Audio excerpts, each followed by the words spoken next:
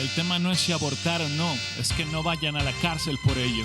Suprema Corte declaró inconstitucional penalizar el aborto en un caso particular, pero por ser mayoría se vuelve general y todo juez en el país ahora lo tendrá que acatar. Ya no más mujeres en la prisión por usar su derecho, dice la sentencia, libertad de decisión en su reproducción.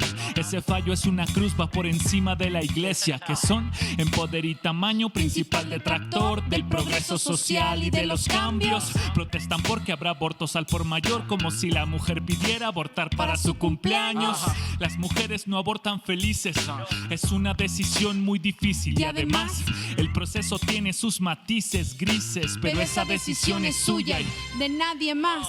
El aborto ha existido siempre, al despenalizarlo lo que haces es que ya no mueran por esconderse y las más pobres ya no acaben en las cárceles. El aborto ha existido siempre, al despenalizarlo lo que haces es que ya no mueran por esconderse y las más pobres ya no acaben en las cárceles. Y ya hay doctores objetores, ¿cómo ves? La medicina haciendo daño, ¿cómo crees? Cesáreas innecesarias, bueno, 2 de 3. Me confundo entre hipócritas e Hipócrates. Hay grupos conservadores en contra, con mucho dinero pagando campañas tontas, fetos desmembrados y todas esas cosas. Siempre han vendido miedo porque la gente lo compra. Y esos padres de familias creyentes en contra de la escuela que educa sexualmente, luego culpan al diablo o a la suerte por el domingo 7 de su hija adolescente. Y contesto por adelantado, porque siempre alguien pregunta: ¿y si te hubieran abortado? Mi madre decidió tenerme, fui un hijo deseado. Deseo, decisión, neta, ¿no les queda claro? ¿Cómo? El aborto ha existido siempre, al despenalizarlo lo que haces es que ya no mueran por esconderse y las más pobres ya no acaben en las cárceles. ¿Cómo? El aborto ha existido siempre, al despenalizarlo lo que haces es que ya no mueran por esconderse y las más pobres ya no acaben en las cárceles. Soy S.O. Nos vemos el próximo lunes. Muchas gracias. Continuamos en De Buena Fe. Paz. Gracias a mi compa Danger por este rap nuestro de cada lunes. Buenas noches, amigas, amigos, enemigos y adversarios. Sean todos bienvenidos a esta conversación de buena fe. Hoy dialogaremos con el escritor y cineasta Juan Patricio Riverol acerca de su reciente novela Al filo de la revolución. La premisa del libro es la historia de Ernesto Che Guevara durante los años que vivió en México, por allá de la década de 1950. Un episodio de inflexión al conocer a los hermanos Castro, con quienes más tarde se involucraría para emprender la Revolución Cubana. La novela no pierde de vista la gestación del grupo que lideraría el derrocamiento del dictador cubano Fulgencio Batista, pero se centra sobre todo en aterrizar en su cotidianidad a personajes que hoy se han convertido en ídolos de bronce, de los cuales hemos perdido la dimensión humana, que son héroes para unos y villanos para otros. De esta manera, Riverol explora las conversaciones, los vínculos afectivos y los hábitos de Ernesto Guevara antes de que fuera Che Guevara. Deja de manifiesto el interés profundo por los eventos políticos y sociales que en ese momento se llevaban a cabo en países de América Latina como Colombia o Guatemala y que tenían resonancia también en nuestro país. Pero también muestra el significado en la vida personal e intelectual del Che de Hilda Gadea, la economista y política peruana que fue su pareja y con quien tuvo una hija.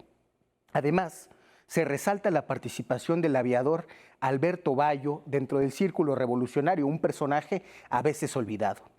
Para ahondar en la conversación de esta novela, iremos con Juan Patricio Riverol y con Estefanía Veloz.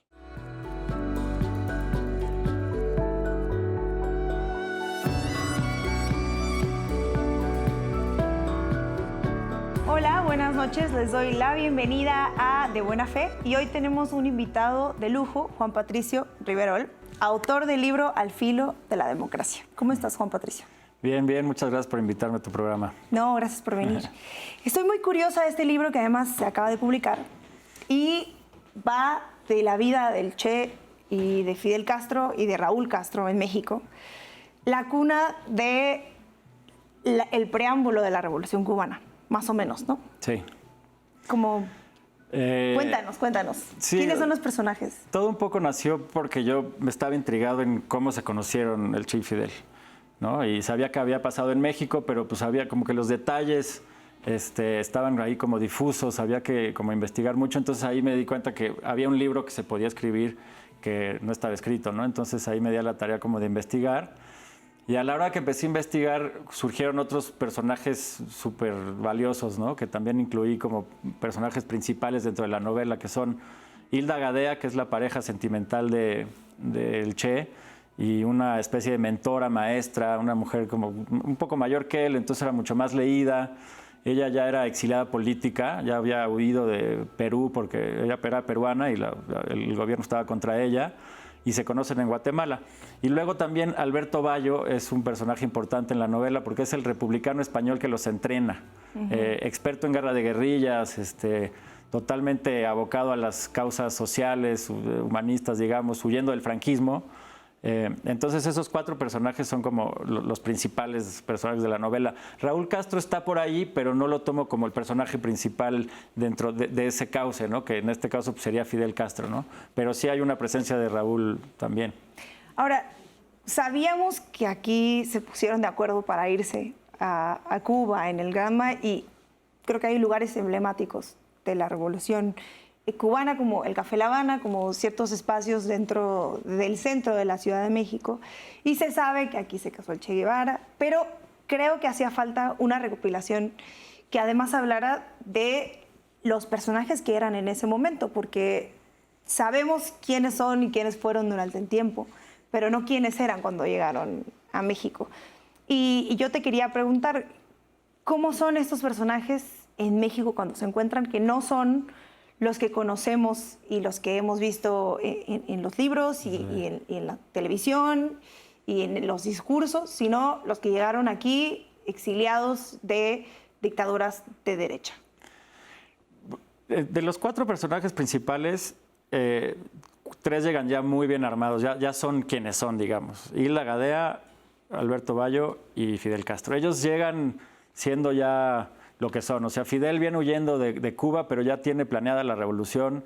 Ya había estado en la cárcel, ¿no? Ya había estado en la cárcel en Cuba y se ve forzado a huir. Digo, hubo una amnistía y por eso lo soltó Batista, pero ya no lo dejaba hacer nada en Cuba. Entonces, tiene que venir a México un poco a regañadientes, porque él quería un poco armar la revolución en Cuba. De hecho, cuando llega a México le choca el clima, la comida. No es tan feliz en México, de hecho, por esas razones, ¿no? Extraña mucho Cuba por el clima, sobre todo, y así. ¿Y por qué México? De todos los países de América Latina. Pues porque México tiene una vocación de aceptar a los extranjeros de donde vengan con los brazos abiertos, ¿no? Y eso es como muy importante, ¿no? Por eso se conocieron, digamos. O sea, sin México en la ecuación y si México no fuera como es, el Che nunca se hubiera inmiscuido en eso. El Che hubiera seguido viajando y se hubiera ido para otro lado. Pero también porque históricamente Fidel Castro estaba muy inspirado en José Martí. Y José Martí había empezado también en México la independencia, ¿no? O sea, todos los preparativos. Luego también lo mandan encarcelado a España y luego también pasa por Nueva York, que eso también hará Fidel Castro un poco para conseguir fondos. Pero también José Martí hace de México un lugar importante para la independencia. Entonces, como siguiendo un poco sus héroes, digamos, y en lo que estaba basada su plan en la historia, pues México es importante. Pero el que llega completamente y sale completamente diferente es el Che. Por eso tiene que ver un poco que parezca que el Che es el personaje principal de la novela, que sí lo puede ser porque él llega siendo una persona muy diferente a la que se va. O sea, él llega siendo un médico que quería, te digo, seguir viajando por el mundo, quería conocer China, quería conocer Europa, como trotamundos, ¿no? Como el que conocemos de Diarios de Motocicleta, ¿no? La película que protagoniza Gael García, por ejemplo, pues está basado en los diarios del Che. Entonces, pues, le encantaba viajar y la medicina sí era una cosa que le entusiasmaba, sobre todo para ayudar a la gente. Pero a lo largo sobre todo en Guatemala, después del golpe de Estado de la CIA, en Guatemala, conociendo a Hilda Gadea y después en México conociendo a los cubanos y conociendo a Fidel Castro y leyendo La historia me absolverá, lo que escribió Fidel en la cárcel, cambia completamente su perspectiva, cambia él y en lugar de dedicarse a ser médico, se dedica más a, bueno, pretende ya dedicarse a hacer la revolución, porque decía que para ser médico es como ayudar a contagotas, ¿no? En cambio, pues una revolución sí es como ayudar a como la gran mayoría, ¿no? Ahora, el libro parece que se va contando a partir de la historia de quienes van llegando primero a México. Y me llama mucho la atención que, no creo que se diga particularmente, pero se reconoce, algo que no se dice mucho porque se cree que el Che y Fidel eran amigos muy cercanos, entrañables. Y aquí es claro, lo que se ha dicho en otros espacios, que claro que el Che era un admirador de Fidel. Y entonces no tenían un vínculo igualitario, sino siempre fue como una suerte de líder para él y que se termina de consolidar esa figura en México. ¿Cómo es el adoptar de Fidel hacia el Che? O sea, ¿en qué momento dice, voy a confiar en ti? Está bien. Sí. El Che ya había oído de Fidel desde Guatemala. Bueno, yo creo que la primera vez que oye de él es en Costa Rica, subiendo por Centroamérica, pero ya en Guatemala conoce a más cubanos gracias a Hilda Gadea. Y ahí ya oye que existe el líder de estos exiliados, porque los que conoce pues, venían exiliados de lo del cuartel Moncada, ¿no? Del ataque al cuartel Moncada fallido. Entonces ahí ya sabía que existía un Fidel Castro. Luego, cuando llega a México y se vuelve a encontrar a los cubanos, uno de ellos le pasa la historia medio absolvera. Entonces ya lo había leído y ya sabía, por todos estos cuates que eran medio, pues sí, los seguidores de Fidel con los que había atacado el Moncada y etcétera, sabía lo que un poco representaba Fidel, ¿no? En cambio, dudo que Fidel haya escuchado el Che antes. Lo dudo muchísimo, porque además los cubanos estaban acá. No creo que en cartas que hayan mandado a Cuba a sus familiares hayan mencionado al Che, porque pues, era un amigo argentino, pero no pasaba más de eso, ¿no? Entonces ya de entrada, pues esa relación empieza desde ahí, ¿no? O sea, un cuate admirando ¿no? El Che admirando a Fidel, y Fidel, pues sí, cuando llegó le dijeron, oye, tienes que conocer a este cuate. Entonces dijo, pues a ver.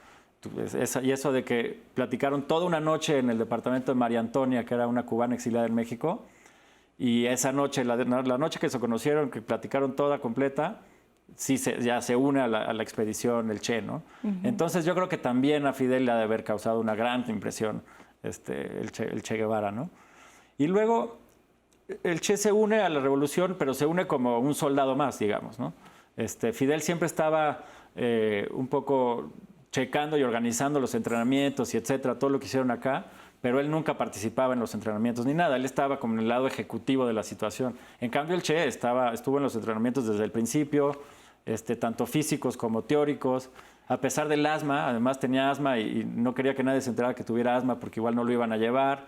Entonces el instructor, que era un luchador de lucha libre que lo estaba entrenando, se da cuenta y el Che le dice, por favor no le digas a nadie. Entonces no le dicen a nadie, pero con todo el asma él era el más dedicado de los alumnos, digamos, o sea, de los alumnos de los entrenadores, porque había entrenadores físicos y luego Alberto Bayo los entrenaba teóricamente y luego ya en el rancho que rentaron también los entrena físicamente. Y era el mejor, o sea, era el más sobresaliente de todos, al grado que Fidel lo nombra el segundo después de Alberto Bayo, el segundo era el Che. Y hay medio un motín de repente con algunos cubanos.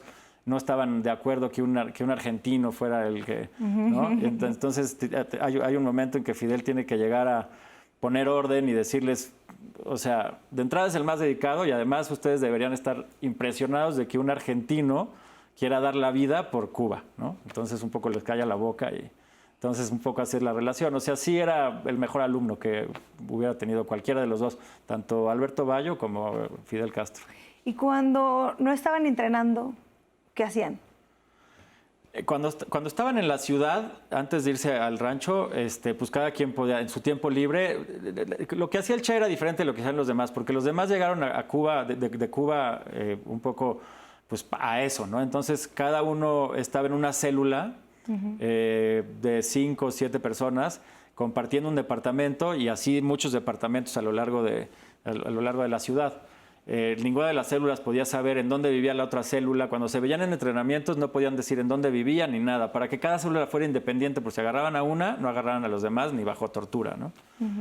Pero el Che, que se unió un poco, él ya viviendo aquí, teniendo su vida, teniendo su pareja, poquito después se embaraza a Hilda, entonces está embarazada Hilda, él su departamento con Hilda, él se dedicaba a la medicina todavía. En sus tiempos libres. Ya cuando se van al rancho, ya no hay tiempo libre. O sea, ya es entrenamiento 24/7, así, todo el día, todos los días.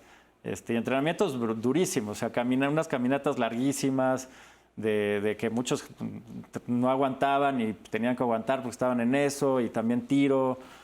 Ahí sí era todo el tiempo. ¿Y eso por qué parte de la ciudad era? ¿Era la ciudad o era el Estado de México? Era por Chalco. Donde se prestaba como el espacio para que pasara. Sí, encontraron este rancho, Alberto Bayo lo encontró, un rancho con un casco en donde podían caber todos y un terreno gigante en donde podían hacer tiro y también explosiones un poquito, bombas Molotov, estaban como haciendo medio un ruidaral, pero se metían a la montaña, que toda esa montaña era parte del rancho, que además la renta de una manera muy chistosa, o sea, le hace ver al dueño que la van a comprar, le dice que trabaja para alguien que la va a comprar, entonces que se la rente un ratito nada más para dejarla bien, un cuento que le inventa para que le saliera baratísimo, y le salió baratísimo la renta del rancho. Y de todo esto que mencionas, ¿cuál fue lo que más te costó trabajo encontrar que no estuviera o que te sorprendió cuando encontraste? Porque en distintos libros podemos recoger ciertas cosas de los eventos que pasaron en México. Y Paco Ignacio Taibo pues, es un gran historiador de ese momento específico. Sí. Pero, ¿tú qué fue lo que encontraste que dijiste, a ver, esto yo no lo sabía? Así en algo ahí que tuviste que buscar en la UNAM o en algún archivo. Pues casi todo, la verdad. O sea, yo me fui sorprendiendo desde el principio hasta el final. O sea, lo básico, lo que un poco la gente que haya leído la biografía del Che o ¿no? la que escribió Paco Ignacio, pues ahí lo que viene ahí, pues viene como un poco escueto, y eso pues es lo que sabemos. Aquí se conocieron, pum, pum, pum. Pero el día a día, pues obviamente eso yo no sabía, pues lo de las células, por ejemplo, o que entrenaban también en Santa Fe al principio, o en el Cerro del Chiquihuite también subían al principio, como todas esas cosas. Y también la parte de Alberto Bayo, porque pues también tuve que hacer un poco la biografía de Alberto Bayo. Y los libros de Bayo escribió varios libros, pero son complicados de encontrar. O sea, uno, sobre todo el que le dedica a cómo entrenó a la guerrilla cubana, no existe en ningún lugar más que en el fondo reservado de la UNAM. La biblioteca de la UNAM tiene un fondo reservado, que son los libros viejos y raros que tienen ahí, que tienes que pedir permiso, tienen que dar una credencial especial.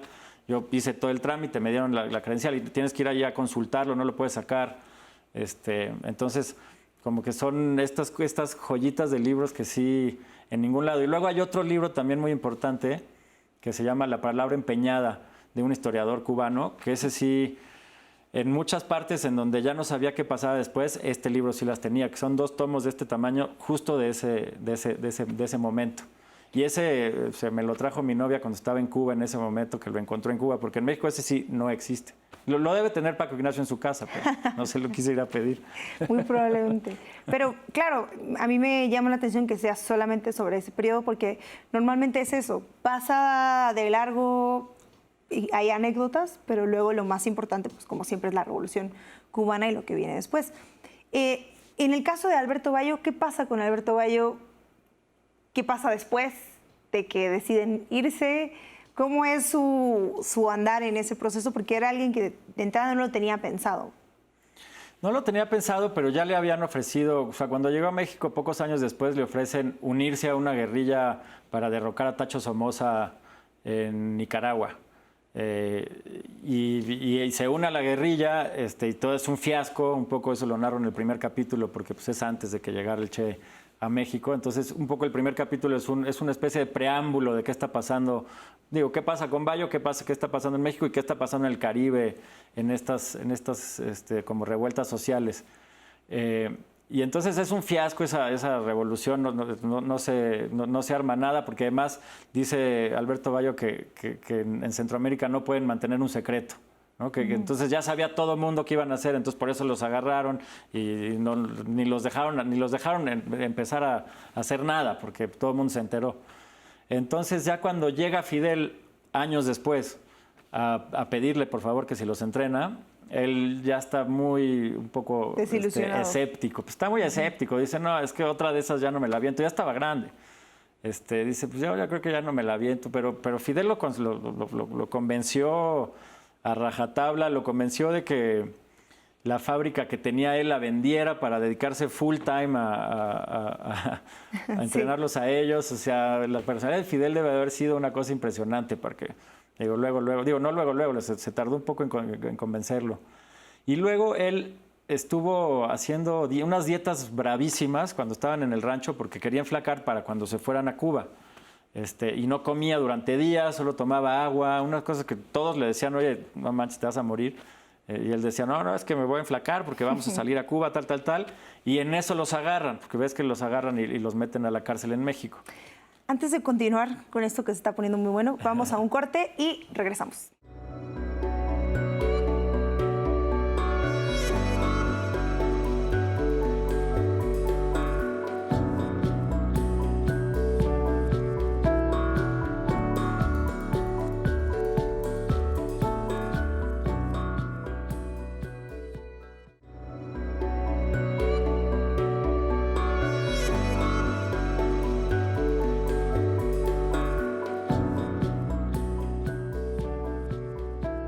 Gracias por seguir aquí. Estamos platicando sobre el libro Al filo de la revolución.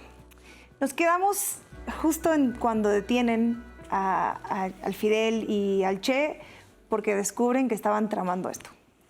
Pues no los paran por eso. Más bien tiene mala suerte Fidel en México, en Polanco, que también rentaban un departamento. Rentaban varios por todos lados, unos en Polanco.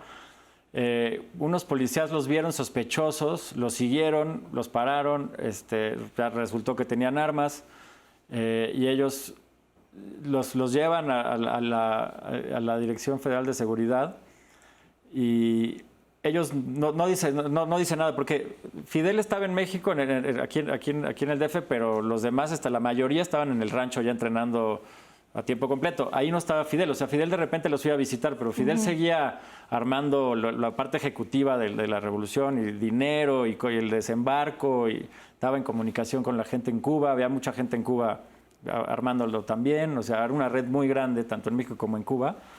Entonces él nada más iba de repente al rancho.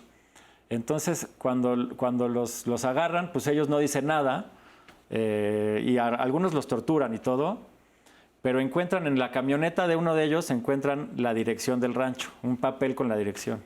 Y entonces ya llegan y dicen, bueno, si no nos dicen, vamos a ir a esta dirección y vamos a ver qué nos encontramos y tal. Y ahí Fidel dice, bueno, o sea, si llega la policía y todos están entrenando y están armados, se puede armar una bronca. Entonces dice, bueno, ya, les voy a decir qué está pasando. Y ahí les dice toda la sopa. Les dice, somos cubanos y vamos a hacer la revolución, pero que no tenemos nada en contra de México. Allá están como mis muchachos entrenando. Yo quiero acompañarlos para que no haya problema. Entonces lo aceptan. Entonces se va con las patrullas al rancho y entonces llega Fidel y les dice a todos que se rindan y que dejen las armas y todo.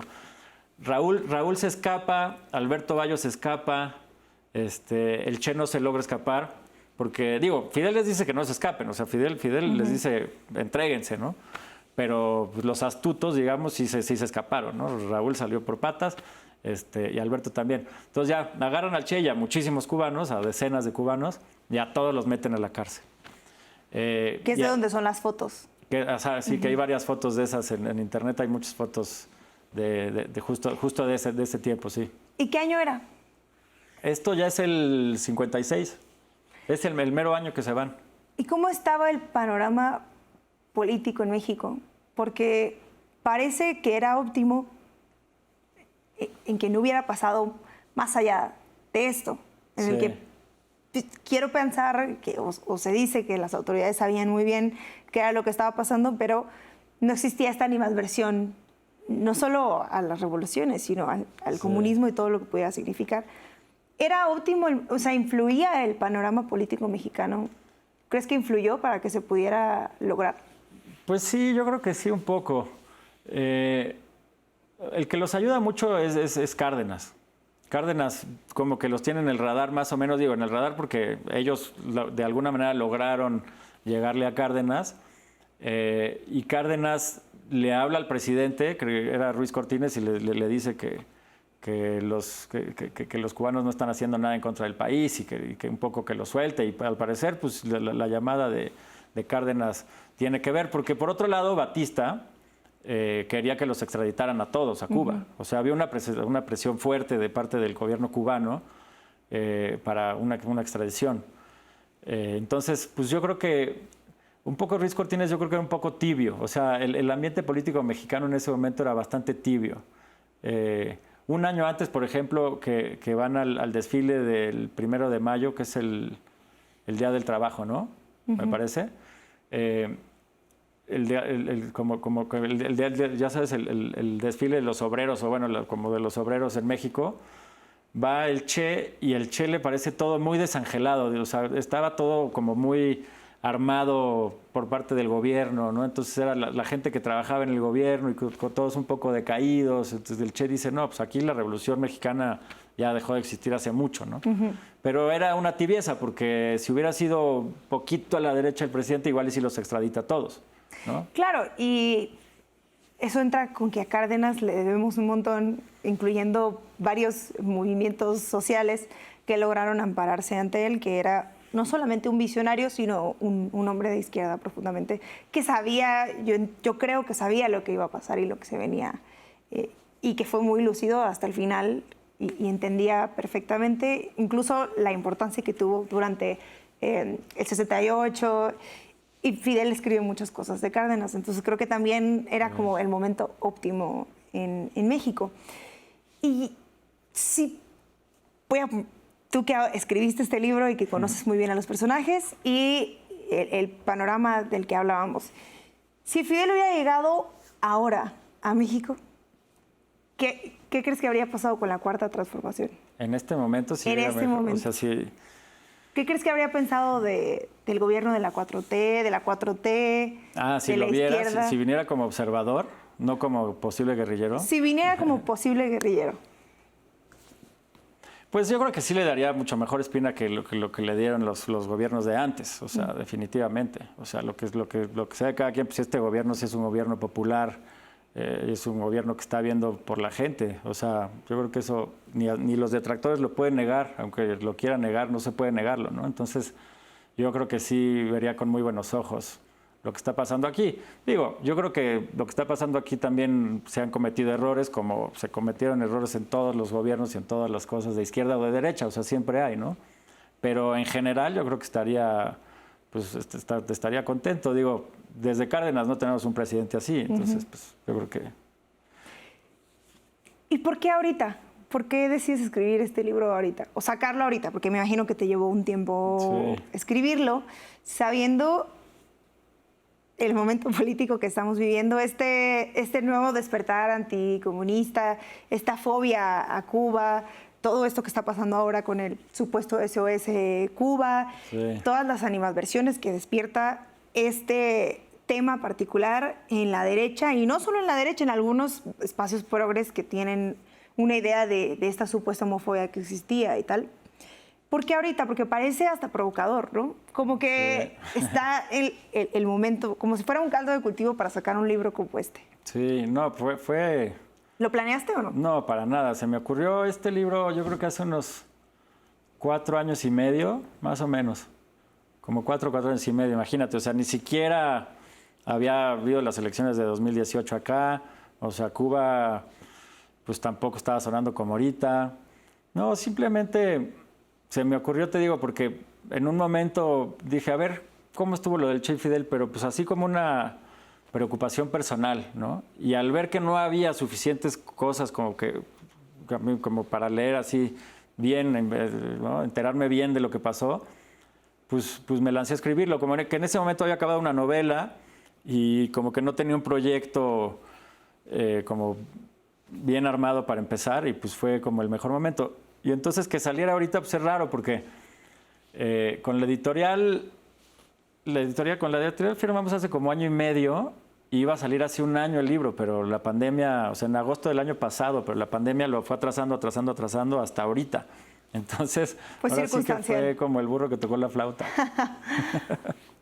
Y ya estando en esta conversación de las resistencias conservadoras ante este tema, ¿Tú crees que el hecho de que se intente borrar este momento histórico tan importante de México, en el que México juega un papel fundamental, esto de que exista una banca donde está Fidel y el Che como una suerte de monumento cerca del Monumento a la Revolución, que tuvieron que cubrir como con una reja para que no rayaran y no vandalizaran, y esta exigencia de la derecha mexicana, más allá de la derecha, los grupos conservadores, de borrar esa historia de México y que no tengamos propiamente un recorrido, porque creo que daría para tener el recorrido de la revolución cubana en México. ¿Se debe a eso? Y ahora que escribiste este libro, ¿te ha llegado ese de rebote, ese desprecio? Pues muy leve. De repente sí, un par de comentarios en Twitter, gente que está completamente en contra de estos personajes y de veras, o sea, sí son así como muy fuertes al respecto. Pero pues todavía no en realidad. Pero pues es que la historia no la puedes matar, o sea, una cosa así, o sea, menos, ¿no? O sea, una cosa más grande que todos nosotros, ¿no? Entonces yo creo que tratar de taparla o tratar de borrarla pues es contraproducente, yo creo, ¿no? Digo, yo no lo hice para provocar a nadie. También entiendo muy bien, o sea, gente, exiliados políticos cubanos, presos políticos, todo eso, pues sí, yo digo, o sea, entiendo muy bien que no les caigan bien, ¿no? Estos personajes. Pero pues ahora sí que lo que hicieron en México no fue nada malo para nadie, ¿no? Lo que hicieron en México, ¿no? O sea, no hubo un solo muerto. Claro. Aquí, ahora sí que para mí que vinieron las mejores versiones de sí mismos a México, ¿no? Ya después, cuando hay tiros en Cuba y la guerra se hace guerra, pues es otra cosa, ¿no? Esa es otra historia, ya es harina de otro costal. Pero la parte mexicana, pues sí es como su mejor versión, ¿no? O sea, los idealistas que van a cambiar ¿no? Cuba, etcétera. Digo, Fidel Castro, de entrada, en ese entonces, uno de las cosas que abogaba y lo que iba a lograr era llevar la democracia a Cuba, que hubiera verdadera democracia en Cuba, ¿no? Era una de sus banderas, ¿no?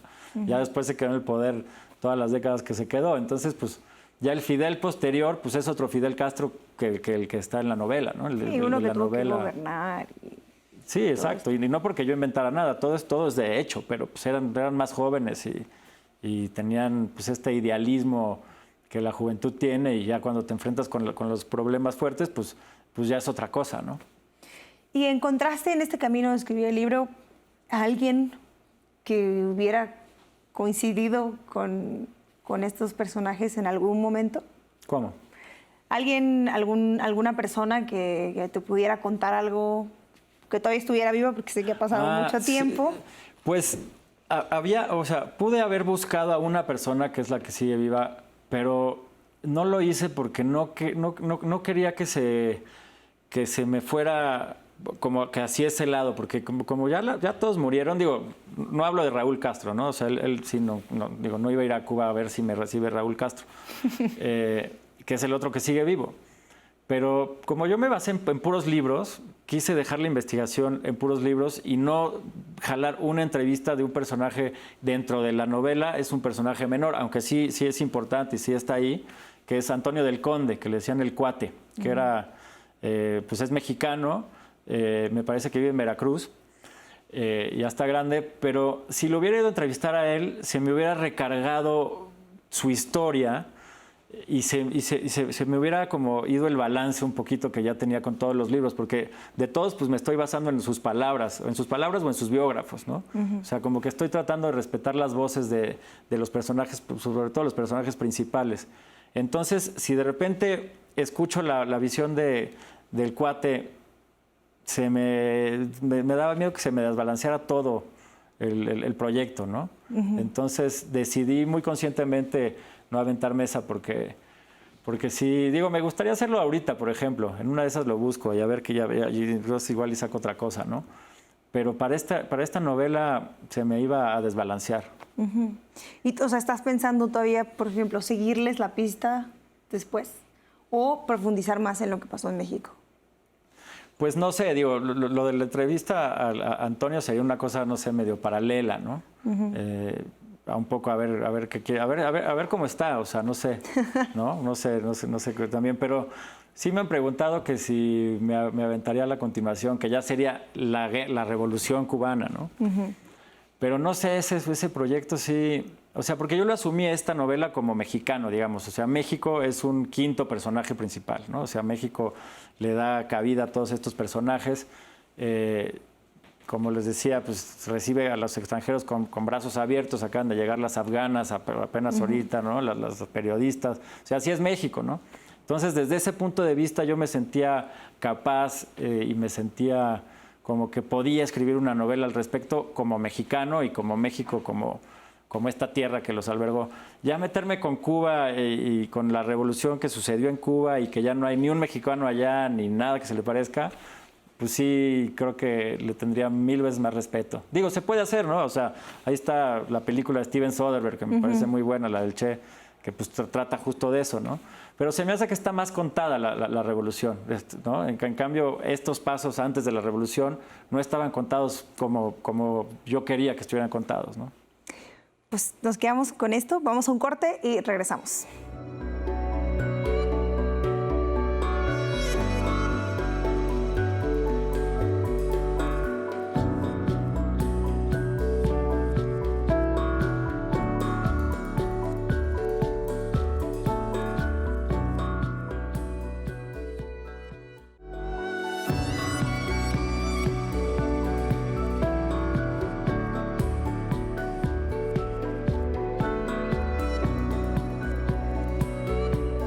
Gracias por continuar. Estamos platicando sobre la Revolución Cubana y voy a enseñar el libro para que se vea.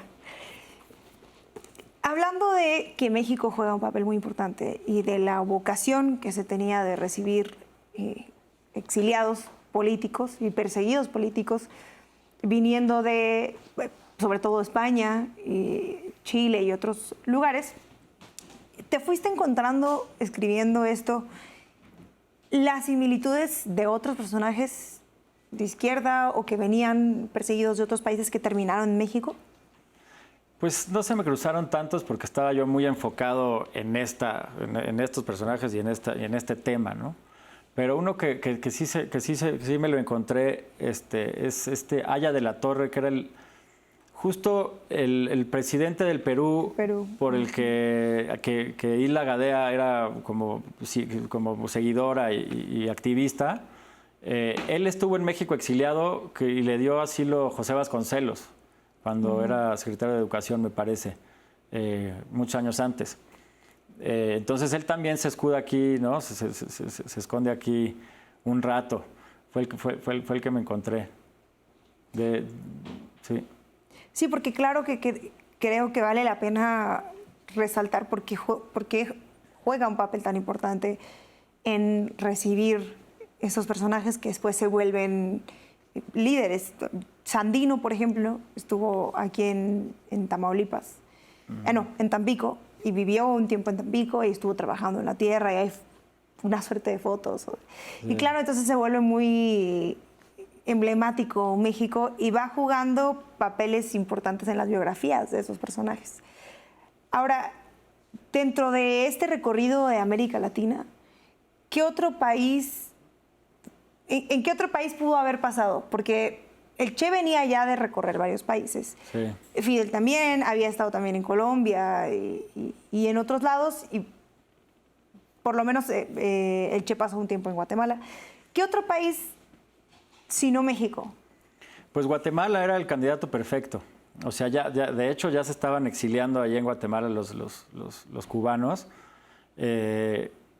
Y cuando llega el Che, pues también él y Hilda. O sea, ese hubiera sido el lugar, yo creo. O sea, si no hubiera habido el golpe de Estado, no sé si Fidel hubiera ido a Guatemala en lugar de a México. No sé, porque estratégicamente México igual le quedaba un poco mejor, porque también tenía que ir mucho a Estados Unidos, tanto a conseguir armas y cosas así, o sea, armas y uniformes, etcétera, y como a conseguir dinero, ¿no? Y también la cosa de Martí. Entonces, no sé qué hubiera pasado ahí, ¿no? Es interesante pensarlo.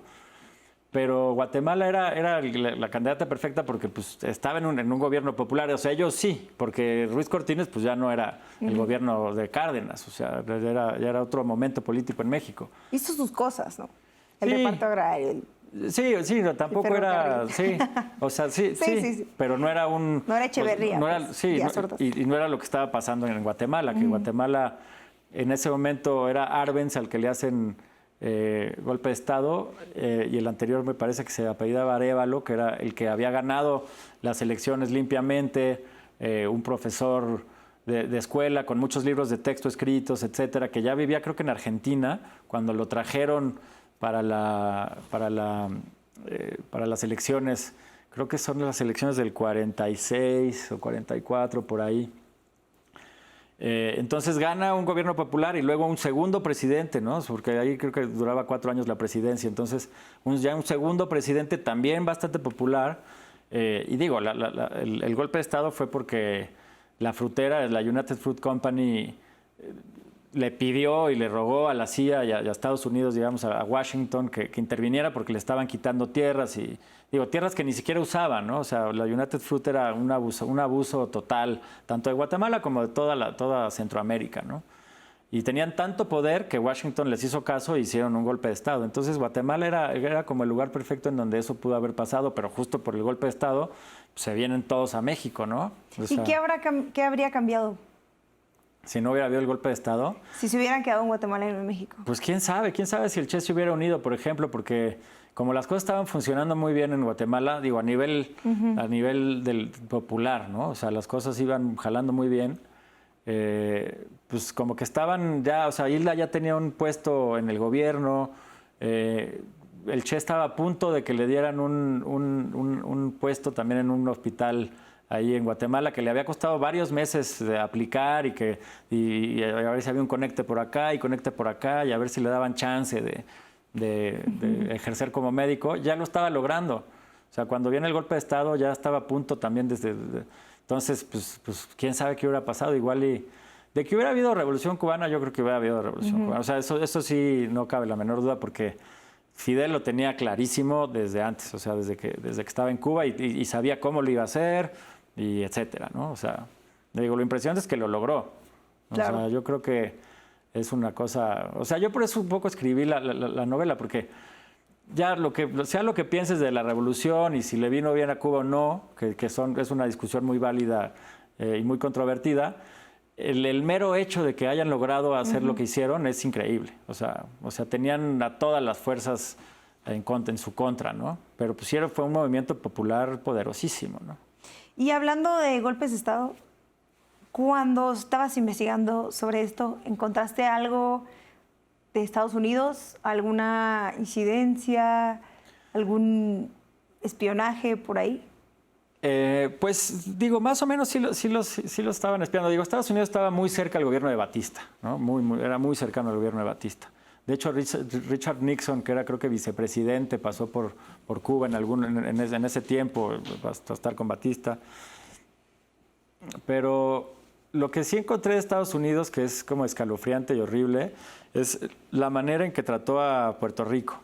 Hay un libro impresionante que narra toda como la historia de Puerto Rico. Yo sí creo que eso es la peor, o sea, como la nación peor tratada latinoamericana por parte de Estados Unidos. O sea, nunca los han dejado independizarse. O sea, ellos trataron y trataron y trataron y trataron.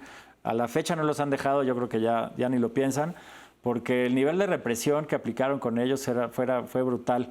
Y lo meto en la novela porque en México vivía Laura Meneses, que era la esposa del principal puertorriqueño, que ahorita se me está yendo el nombre, pero pues el líder puertorriqueño independentista que estaba en la cárcel en Puerto Rico, esta era la esposa, ¿no? que pues le contaba, y también era peruana ella. Él era puertorriqueño, ella era peruana. Se conocieron en la universidad en Estados Unidos, los dos brillantes estudiantes, por eso se conocieron.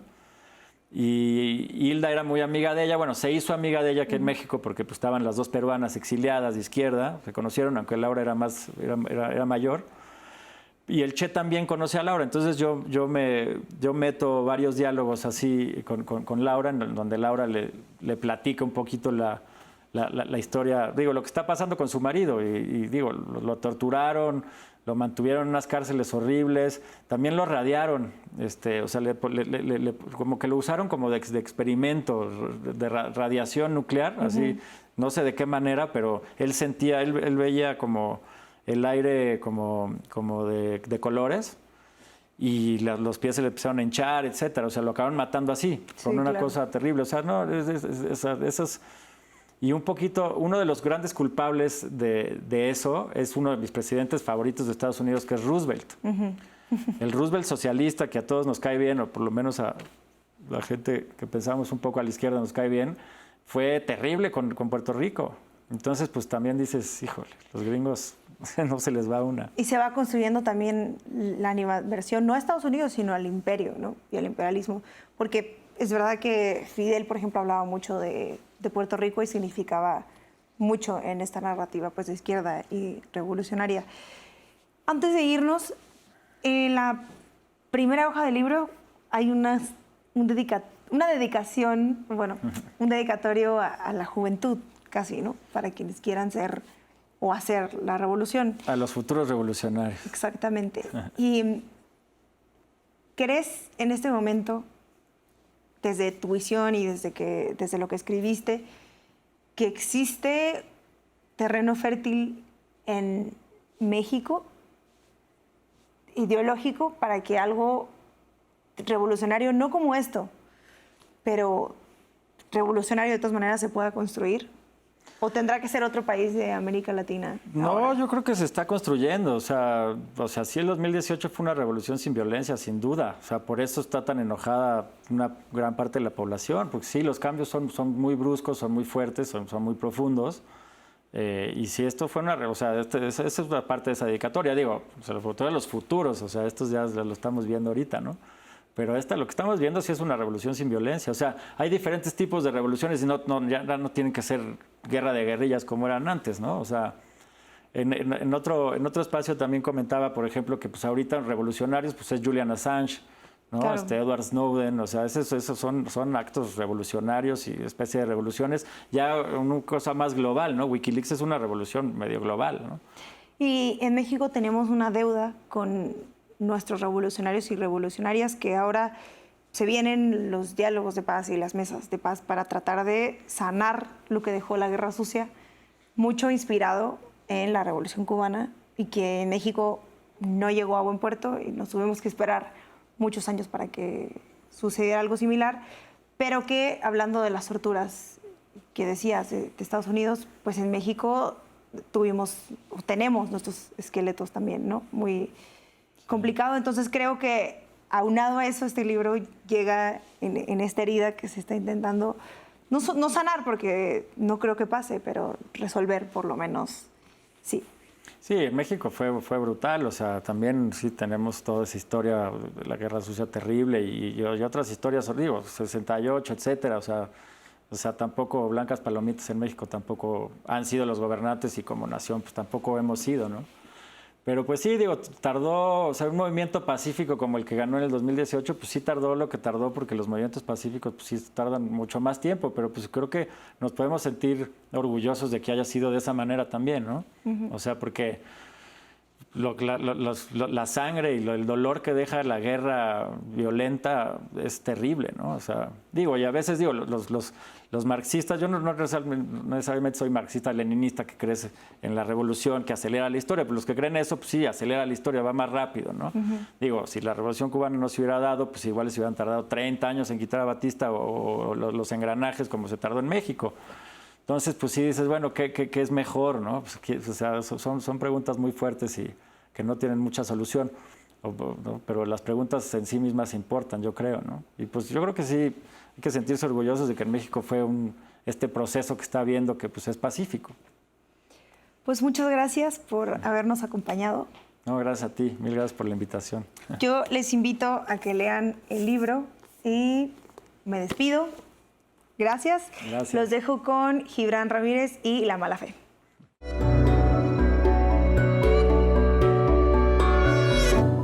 En este espacio discutimos hace un tiempo la mala fe del panismo de Chihuahua cuando buscó sacar tajada de la toma de la presa de La Boquilla a causa de un conflicto por el agua.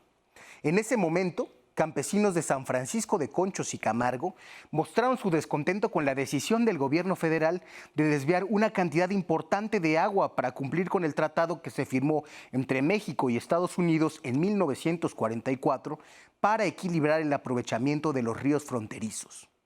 Sin embargo, en la movilización fue posible identificar la injerencia de presidentes municipales y diputados locales de extracción panista.